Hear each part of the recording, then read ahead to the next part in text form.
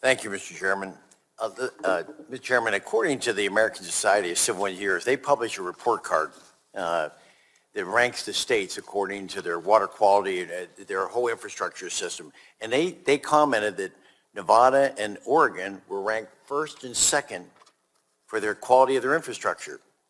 So it may be understandable that those states may have had a reservation representative, may have had some reservations about funding an infrastructure bill.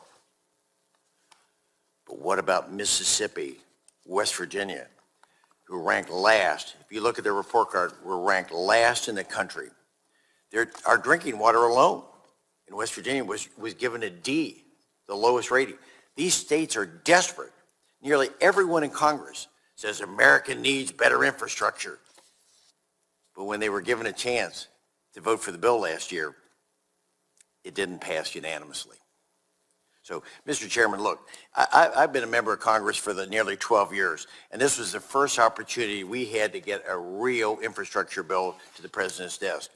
Oh, President Obama talked about doing it, but in the 8 years, he never did it. And then President Trump wanted to pass an infrastructure bill, but Speaker Pelosi wouldn't let his bill come to the floor. So, and after months of bickering here, partisan bickering, I appreciate the leadership's decision to keep the social spending known as Build Back Better separate from the bill. It's now, this bill we had passed last year is pure infrastructure. And according to Forbes, the social spending portion is dead in the Senate. So when I'm back in West Virginia, I hear great things from stakeholders everywhere I go about this bill, from Marie Prezioso with the West Virginia Water Development Authority and Todd Grinstead with the West Virginia Rural Water Company Association. They talk about communities like Aurora, Fairview, Paw Paw, and McDowell and Wayne County, McDowell and Wyoming counties. These communities are struggling, Mr. Chairman. According to the West Virginia DEP, our state has nearly 2,500 miles of contaminated water streams. So this bipartisan infrastructure bill is a once-in-a-lifetime opportunity for these small and rural communities to get clean, affordable water. But this committee is going to need to conduct rigorous oversight. Democrats, unfortunately, have a history of prioritizing climate change over drinking water and putting urban interests over those of rural communities. For example, President Obama cut funding for the state revolving fund for rural areas by half.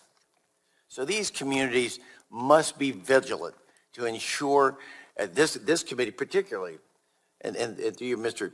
Chairman, we've got to be vigilant that the small and rural communities are not left out again. So I look forward to today's discussion, and I yield back the balance of my time.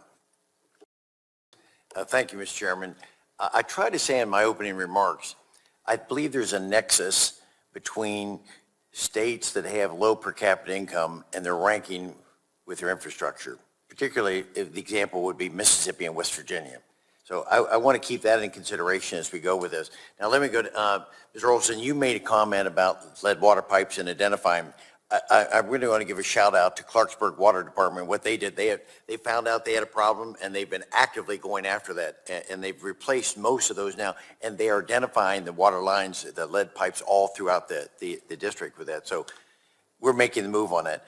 Ms. Matha, you made an interesting remark. You said you're finding a shortage of engineers to do this.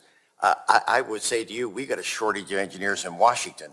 I'm just one of 2 licensed engineers in Congress, and think about it. Here we're dealing with a massive infrastructure bill, and as we say, there are 2 licensed engineers, but there are 242 attorneys. So the question is, who do we want addressing our infrastructure? Enough on that. We'll go back. But just last week, I had a meeting with a water group, and they were telling me the lack of oversight, the concern they're having is the massive increase in water pipes and copper and fire hydrants and all. As a matter of fact, what they showed me was because of this lack of oversight and this control that we've now put in, 8-inch PVC pipe, the kind of the heartbeat of water systems, that's already increased our suppliers 210% over the last 3 years. 210%. Same thing with 6-inch, 157% increase. Fire hydrants, a 30-some% increase in just 2 years. So I'm hoping that we can develop some kind of oversight with this, our chairman and our committees, to be able to control this, because our communities are not going to be able to meet the infrastructure if we're faced with this kind of supply costs that's facing us. So let me go to the two quick questions with it. Mr. McGough, if I could with you, states each have their own idea of what a disadvantaged community is, and whether it's urban or rural. And so that both of these communities, both rural and urban communities, are on a level playing field. How can we ensure that the population and need are part of the equal consideration as we go ahead? Need is huge for us in areas in West Virginia, Mississippi, and others that are struggling now to do this. How can we do that? How can we make sure that need is also included? Thank you for the question. And the SRF programs have been identifying and getting or targeting disadvantaged communities for years. So we are well equipped to, each state has the ability and the flexibility to tailor their definitions of disadvantaged communities to fit their state need. For example, in Indiana, we have both urban and very rural communities. Many of the rural communities are very much like what you've described in some of the southern states. And so our disadvantaged community definition recognizes very low median household income, high user rates, and we target our grant funding that we have available, our forgivable loan funding that we have available to those communities. And the communities that can afford a standard interest rate, that's where we program those loans to. Thank you. Ms. Mathau, last year, and then prior to the infrastructure bill being passed, this committee had hearings on drinking water, but primarily over leaking pipes and breaks. And according to the American Water Association, when they testified, they said that we're probably losing 30 to 40% of all the water treated because of leaks and breaks. So how will this legislation start to address that so that we can be more efficient in our systems? Thank you for your question. It's an important one. When you lose 30% of your product that you spend a lot of money producing, it's a shame. So aging infrastructure is a real problem. Water main replacement has always been a big part of the SRF programs, and I hope that it will continue.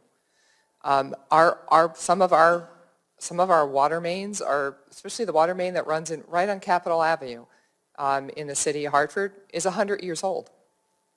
And what's interesting is they say, well, we got another 20 years on that pipe. It's good.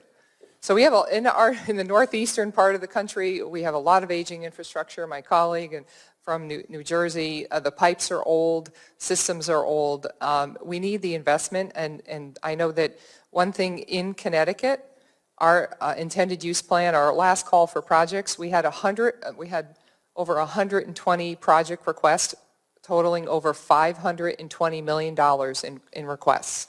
We believe on this most recent call for projects, we will have over $800 million in requests for our little state of Connecticut.